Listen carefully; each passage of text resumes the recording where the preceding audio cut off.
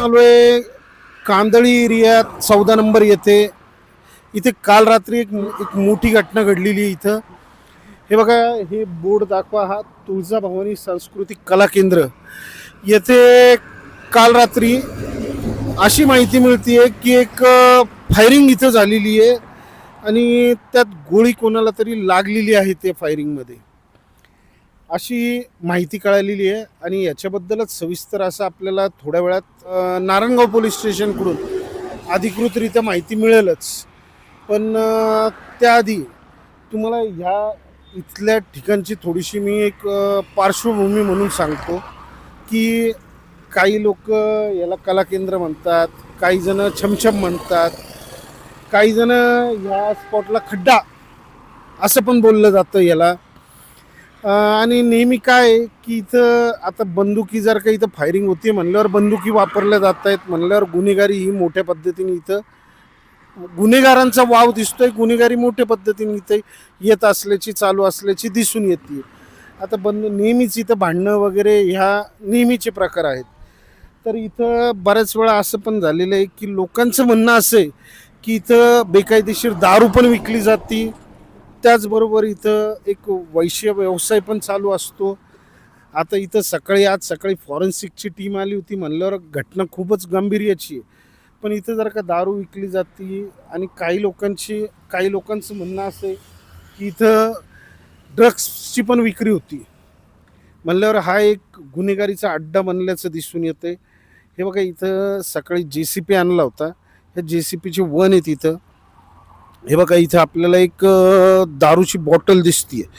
हे बघा, ही jack Daniel नावाची दारू आहे. हे साधारणतः माझ्या अंदाजी ही याची किंमत जवळपास 3800 रुपये म्हणल्यावर हे मोठ्याच पद्धतीने इथं एक विषय होत असल्याचं दिसून येतोय की बाबा एवढ्या महागातल्या दारू पिल्या जात आहेत. किंवा हे बघा, इकडं पण पडल्यात ब्लॅक डॉग, ती पण जवळपास 700-800 रुपयाची बाटली असेल. इथं मोठ्या पद्धतीने हे पडलेलं दिसतंय म्हणल्यावर इथं चांगलेच मोठमोठे रती महारथी इथं अय्याशी करायला येत आहेत असं दिसून येतंय. तसं पाहिलं तर कला केंद्र म्हणजे पारंपरिक वाद्य आणि त्याच्यावर नाचगाणं असतं, पण इथं असं काही दिसून येत नाही. इथं तर भलत्याच गोष्टी समोर येत आहेत. काय कराओके माईक, त्याच्यावर काही गाणी बोलली जातात आणि त्याच्यावरच नाचगाणं चालू असतं. काही लोकांचं म्हणणं असं आहे की इथं वेश्य व्यवसाय पण होतो. आता हे खरं आहे का खोटं हे आपण काय पाहिलेलं नाही आहे, पण ही चर्चा आपण ऐकलेली आहे. आणि त्याच्यात आता इथं जर का फायरिंग सारखे विषय होत असेल तर नारायणगाव पोलीस स्टेशननी ह्याच्यावर काय ना काहीतरी कारवाई करणं गरजेचं आहे.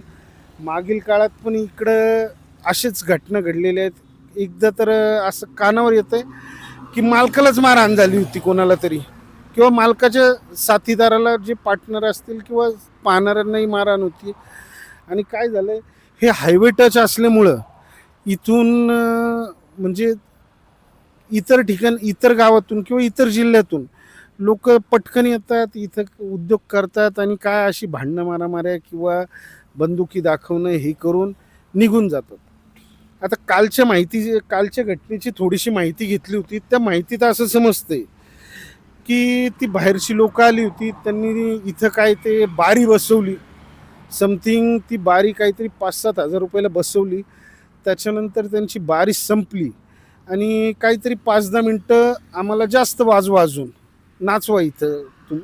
तर त्याच्यासाठी त्यांचा काहीतरी वाद झाला आणि त्या वादातून फायरिंग झाल्याचं समजतंय. पण असं अजून अधिकृत माहिती नाही. पण ही इथली चर्चा किंवा इथले जे लोक आहेत त्यांनी सांगितलेली माहिती अशी.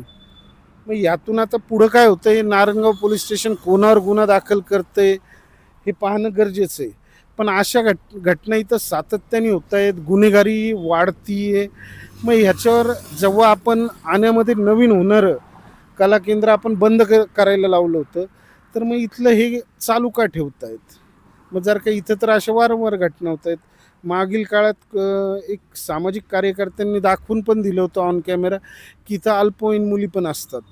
मग एवढं सगळं होत असताना हे प्रशासन हे चालू ठेवण्याचं का हट्ट ठेवते, बंद का नाही करत हे पाहणं आता खरं गरजेचं राहिलं आहे. आणि जर का अशा घटना इथल्या वारंवार आहेत तर मग हे बंदच का नाही होते? उद्या भविष्यात याच्यामुळं एखादा मोठा गँगवॉर सुद्धा होऊ शकतो. आणि काय झालंय की ह्या गोष्टींना बरेच लोक बळी जाऊन देशोधडीला लागलेले आहेत की बाबा घराचं अख्खं घरदार उद्ध्वस्त करून टाकलेलं आहे ह्या बाईन बाटलीच्या नादात.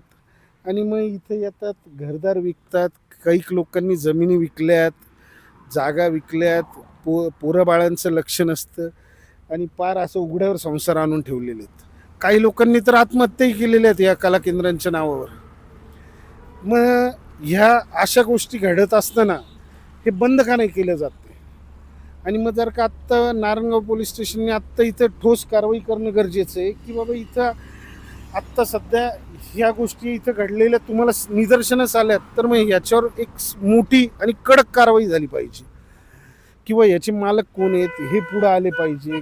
इथं या घटना कशा बंद होतील आणि हे पण कसं बंद होईल हे पाहणं गरजेचं आहे. बघा, आज तर काय झालं, आता एवढी मोठी घटना घडली, त्याच्यानंतर ती लपवण्याचा प्रयत्न कसा, JCPने इथली सगळा कचरा साफ केला. अचानक कसा केला हो?